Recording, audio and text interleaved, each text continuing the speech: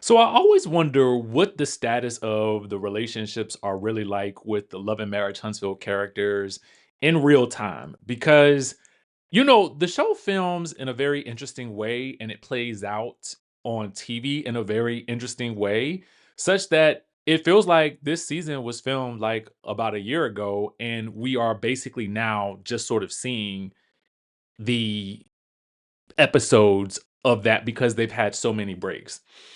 And I get it. I get the pacing that the network probably wants to provide, but it does also kind of make things confusing. So when I was sent this, as I was about to sit down and do my story for the day, I said, finally, we get some answers and some clarity. But this answer actually came about 6 days ago.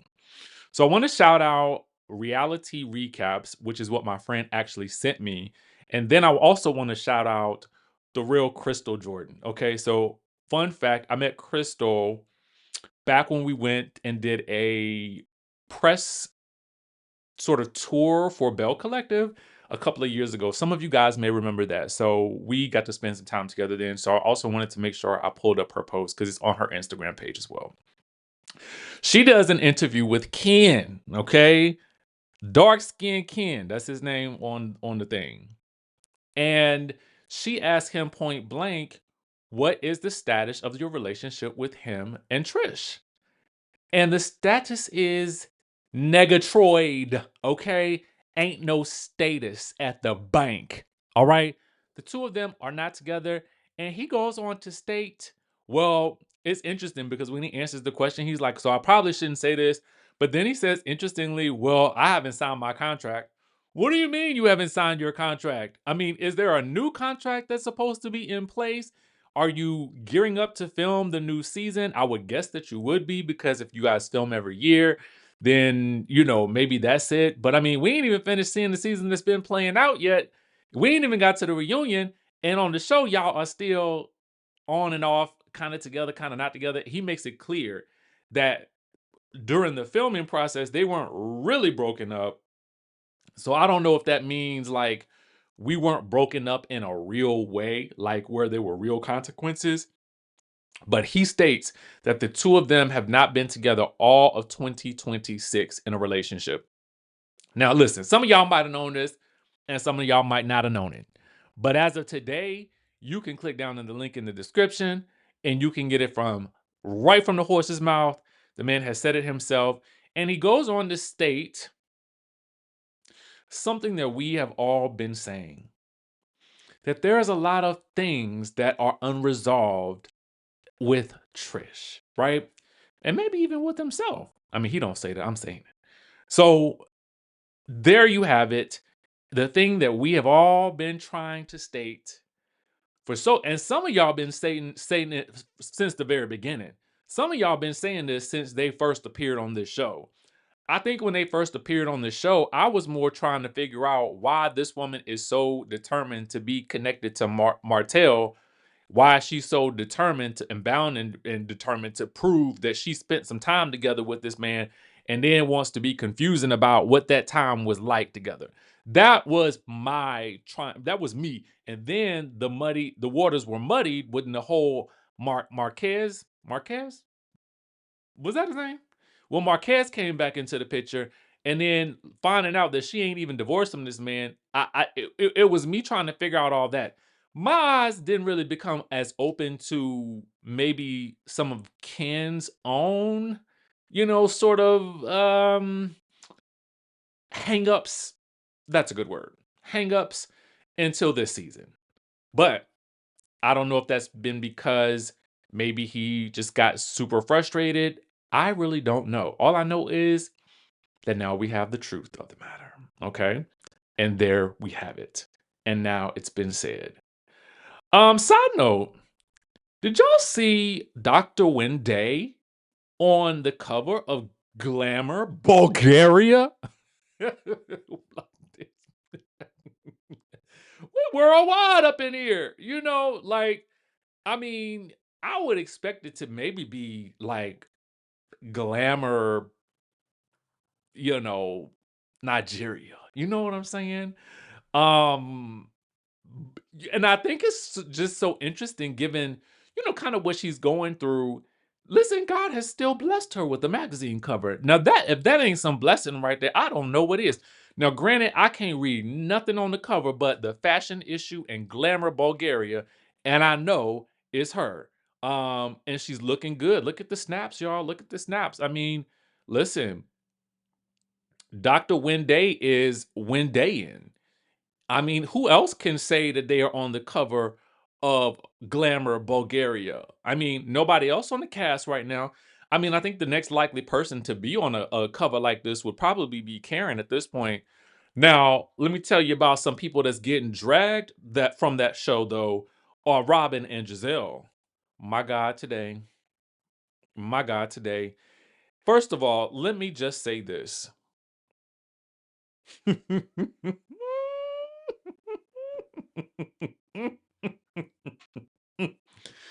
First of all, I want to shout out to Jason Lee. He is in partnership with BET for the Jason Lee show. And so, as like, I mean, I don't know if this is in celebration of that, but the interview that he just put out with K Michelle, first of all, it is just a delight to watch, right? I mean, the two of them obviously have like chemistry on camera, and you can tell. I'm gonna say this, you can tell that both people are enjoying what they're doing in that moment. And that's what you want to see when you watch these types of interviews, right? Especially because it's a long and pretty nuanced interview where we really dive into a lot about, K Michelle, her husband, her work within the country music space. Um, and really there's a lot of emphasis in the middle, towards the middle, put on this idea that there were people who did not feel like she was a good fit for Real Housewives of Atlanta.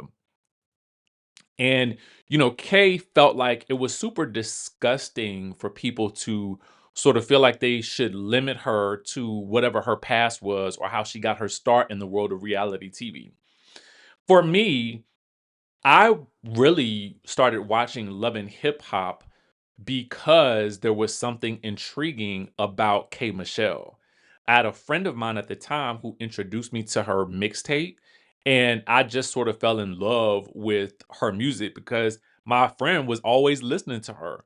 And so for me, I was like, okay, like she's funny on this show. So as she has progressed in her career in entertainment, she has maintained a level of consistency in her artistry that, you just don't see a lot of these days. And also, too, when you follow her, this is great marketing for those of you guys. And I'm going to get to the tea because I know that's what you came for. But I have got to salute, because my background is in marketing, it's in branding and advertising, public relations, right? It's what I went to undergrad for. It's what I went to grad school for. So when I see somebody who understands marketing in the way that I think that K Michelle does, um, I have to salute it, right? Because as she has moved through these spaces, what you could see is the evolution of K Michelle. Now, even though there are moments where that old K Michelle has to come back out, right? That old K Michelle is that it's still up in there. Okay, it's still up in there. Give her a good old glass of Jack Daniels, and you just don't know what'll happen. You know what I'm saying? That Memphis is still inside of her, right?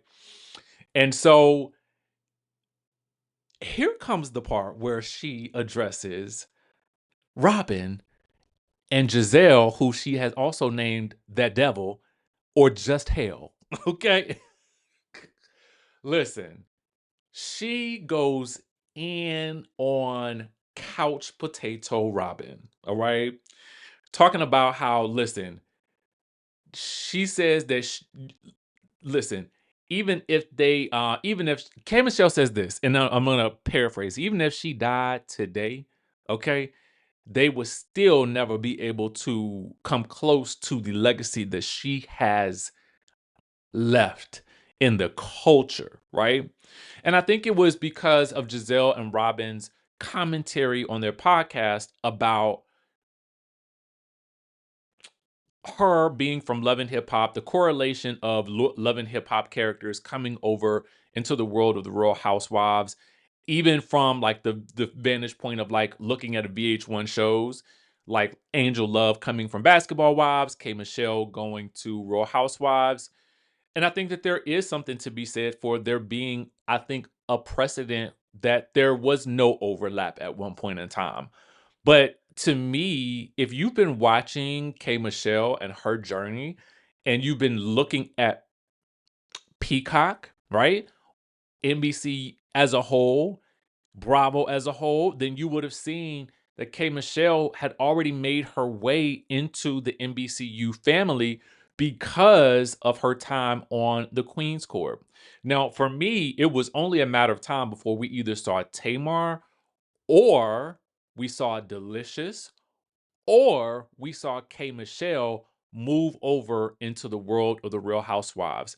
And I say that because I just felt like once those doors opened, you could almost feel some synergy there happening. So I could have seen something like that occurring, just depending on who was probably going to be more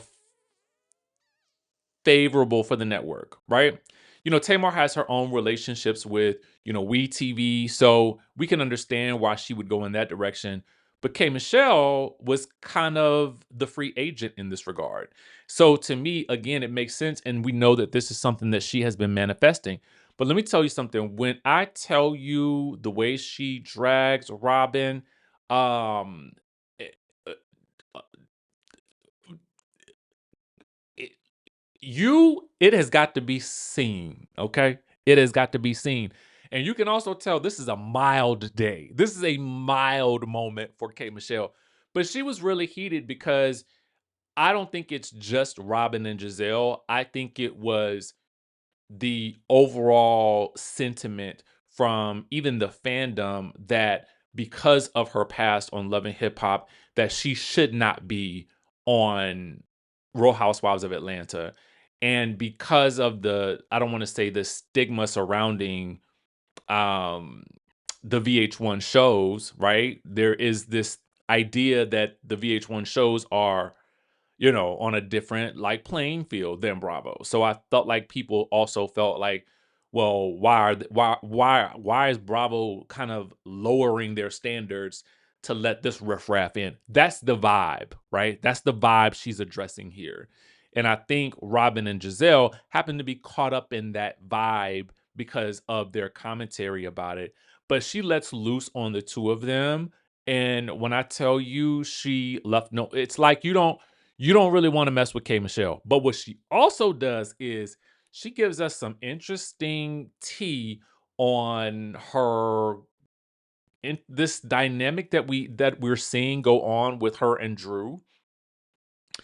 There's a statement that she makes about how low someone will go to, I guess, either bring up men in her past that have done her wrong.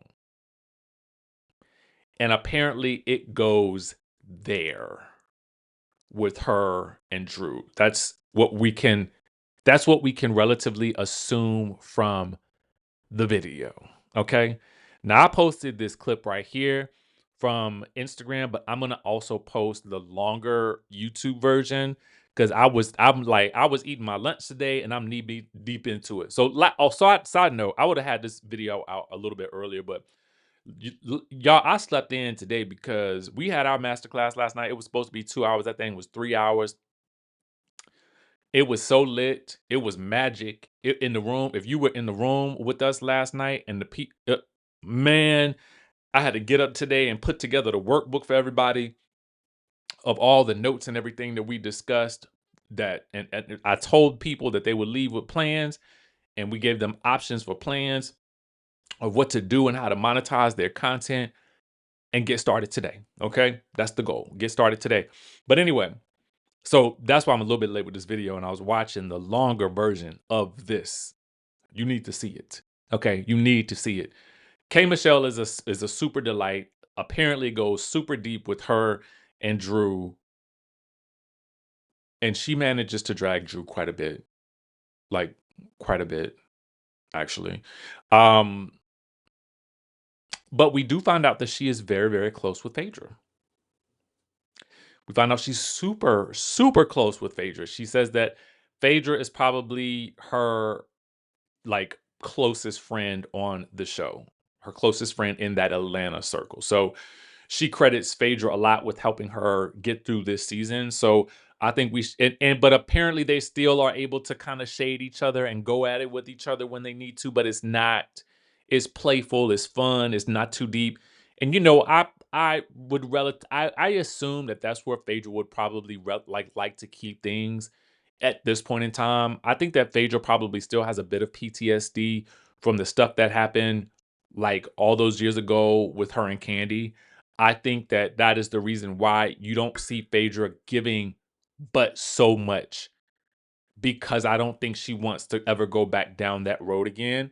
And I think she has her guard up at this point and will only give you surface level entertainment. And in a day and age that we live in today, I'm gonna allow it as long as she stays funny. Like I'm in charge, right? But I mean, listen, we got to work with what we got. So here we are. But y'all, that's the tea for today. I actually have some more tea. I probably should have done this live because that ain't all. I mean, the streets is hot today, baby. The streets is hot with the television tea. That's what I'm talking about. Television tea, because y'all know that's what I focus on. So make sure you go and check out Jason Lee and K Michelle. Check out Glamour Bulgaria if you can, or if you can find a copy. I don't know where you go and gets it from. I mean, unless I got to organize a trip to Bulgaria. I mean, you know what I'm saying? I am trying to go to Lisbon though. That's Portugal, for those of you guys that don't know. Okay. Would you be interested in going to Lisbon, Portugal? Have you heard of it? Have you seen it online? Do you know anything about it? If you do, chime in the chat. Let me know, because I'm either going to organize a writer's retreat there, because I do feel like I need some creative vibes, you know what I'm saying, to finish my next book. But I don't know. I don't know. What should we do? What should we do? I still got 2 more spots for Bali. So y'all need to jump on that first before I do anything else. All right. We got 2 more spots. I done had like 3, 4 people ask me about it and they ain't booked it yet. So whoever the first 2 that gets it, gets it. And the other 2 people, I don't know what you're gonna do. Now I done tried to help you out. Okay. I done tried to wait, but I'm gonna go ahead and let the people know. All right. Somebody grab them. Whoever grab them first, you're done. All right. I think it's still $99 to make your deposit. Go on ahead. Okay. With that being said, y'all, I will catch you in the next video.